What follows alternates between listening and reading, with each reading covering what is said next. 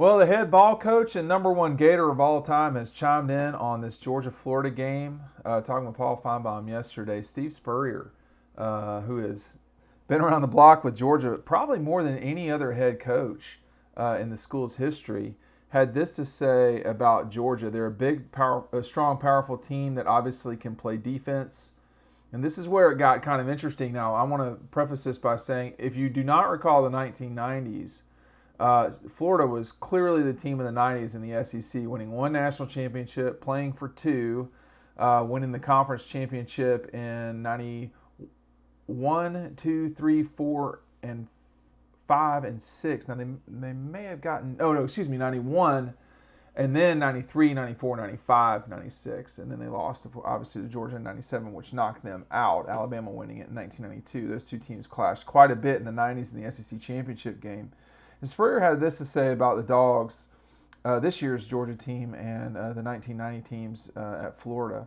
He said, those teams we had back in the 90s, we had great defensive players. They were probably the reason we won all those SECs back in the 90s because they got the other team off the field quickly.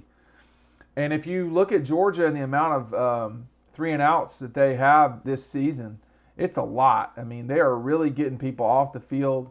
And you're not having to really stress a lot on offense because often, if someone goes 3-and-out, that means they've not moved it 10 yards, which means you're probably winning the field position battle. There's just so much positive about this Georgia team right now. There's a lot on the line against the Gators as usual, and there's no guarantees in any of these games. But Spurrier goes on to say, it's going to be difficult for Florida to get the job this weekend. He says Georgia's offense, they don't have to be fantastic. They just have to be solid. They are a good offense. They can run it and hit some long passes, but they don't need to throw more than 20 times a game. That's a good way to win football games. And then finally this from Spurrier, that's Georgia's style. They are going to be tough to beat. He's right. No matter which quarterback, no matter where the game is played, no matter really who Georgia's playing, it's going to be tough for an opponent to beat them because they have been so solid across the board. They are just good right now. They're clearly the best team in college football. They've not had a lot of up and down games. They've just been sort of solid along the way. And that's a great way to be. I mean, if you can get off the field consistently on defense, I wonder if Georgia's, and there's no statistic kept for this, I wonder if Georgia's defense has faced the fewest amount of snaps than anyone in the country, the number one unit of Georgia's defense. I wonder if they have faced the fewest amount of snaps of any defense across the country because when you think about it, they're not playing Jordan Davis all the time. Nakobe Dean's out there a fair amount, and maybe Devontae's out there a little bit more than Jordan just because he's not as specialized as Jordan. But this Georgia team has been playing games that are over just before the half or at the half. The Clemson game was a full game. After that, no. So, in addition, they play Devontae. You got Jordan Davis, Quay Walker, Trayvon Walker. Walthour gets out there. Jalen Carter is a hell of a player. Stackhouse has played well this season. Anderson, Channing Tindall, Robert Beal with his specialty coming out there.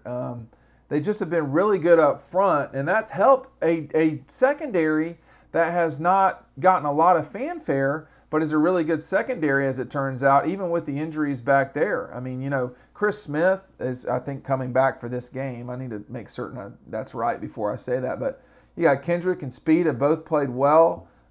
Lewis Seen has really played well. Keely Ringo has come along. But there have been a lot of injuries in that secondary too, frankly. Tucky Smith, I think Jalen Kimber, if memory serves correct. So they've had some guys they've missed. But they've been so steady the entire season. I mean, the amount of explosive plays has been limited. And when I look across the landscape of college football, Florida certainly could have some explosive plays, probably on the ground.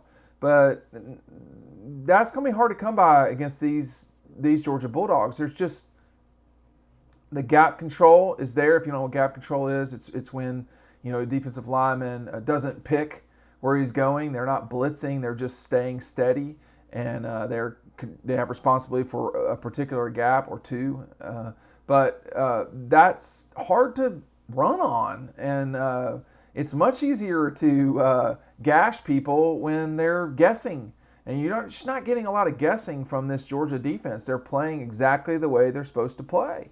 But, Spurrier, Steve Spurrier does not like Georgia. I think that's clear. It's always been clear. I remember him coming off the field in 2015 at Carolina, and after the game against Carolina, I asked him, was he scared coming off the field at Sanford? Because it looked like he was frightened. And obviously there were no fans on the field or anything like that, but he needed to get out of coaching, and he did. And he has always relished the wins against Georgia more than any other team they've played. They had a very fierce rivalry with the Noles, but it's been Georgia the whole time for Steve Spurrier and company. Steve Spurrier specifically. And I know it bothers him to talk about how good Georgia is. It probably doesn't bother him as much as when he would take losses to the Dawgs, but he has been the thorn in the side of Georgia more than any other coach. Has had more success against Georgia than anybody. I mean, Georgia has blown Nick Saban out. That's happened. They've had, crazy wins over, Nick Saban. But it's Spurrier, not Saban.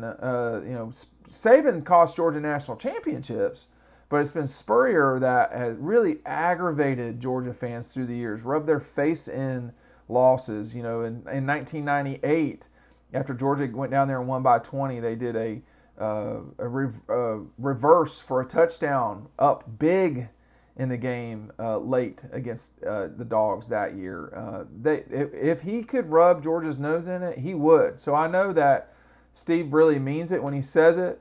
But you watch these guys as they get older, and I think you got to appreciate what they've done. Steve Spurrier changed the SEC with his offensive style, and he is he's a Heisman Trophy winner. He's been a great asset to college football, more so for the Gators in Carolina than anybody. But it's sad to see him get older. I'll say that too. And that was the other thing that struck me about watching him leave the field in 2015. I thought it was sad, frankly, because we all get older, and he really did not look well in that moment. But I think his statement here that Georgia's going to be tough to beat, he's right. And again, those teams we had in the 1990s, we had great defensive players. They were probably the greatest reason we won all those SECs back in 1990s, because they got the other team off the field so quickly. They also ran the ball pretty effectively, the Gators. They just threw it a lot more often back then than other people were used to. But Florida could effectively run the ball with Rhett and Taylor, and like all these Florida running backs were good players. The Georgia team this year is like those Florida teams, but I think, and they're playing two quarterbacks too. That's probably another thing that Steve probably likes a lot too. But it says something when someone who has such dislike for Georgia is pointing out how good they are. Now, for the Dawgs, they still have plenty to get together. They've got to figure out how to get JT Daniels playing effectively. He was a starter coming into this thing for a reason. And although Stetson's really played well, if JT's the better option, he's going to play. And if he's going to play, he needs to play. So I think that's one thing I'm curious to see. I think Stetson wins this game with Georgia. I'm not sure I pick against Georgia with Stetson as the quarterback against anybody. But if JT gives you the best chance to win, then that's what you go with. But it's going to be tough for the Gators. I think Spurrier's right. It's going to be tough for the Gators to win this game, and that's just what it is. But I thought everybody would like to know what Steve Spurrier had to say that was good about the Georgia Bulldogs. He talked about as glowingly about Wake Forest as he did anybody else. But yeah, it was curious to see what he said. That's Georgia style. They are going to be tough to beat. Yeah, they sure are. We'll see if Georgia can get it done Saturday. We'll see you on the website.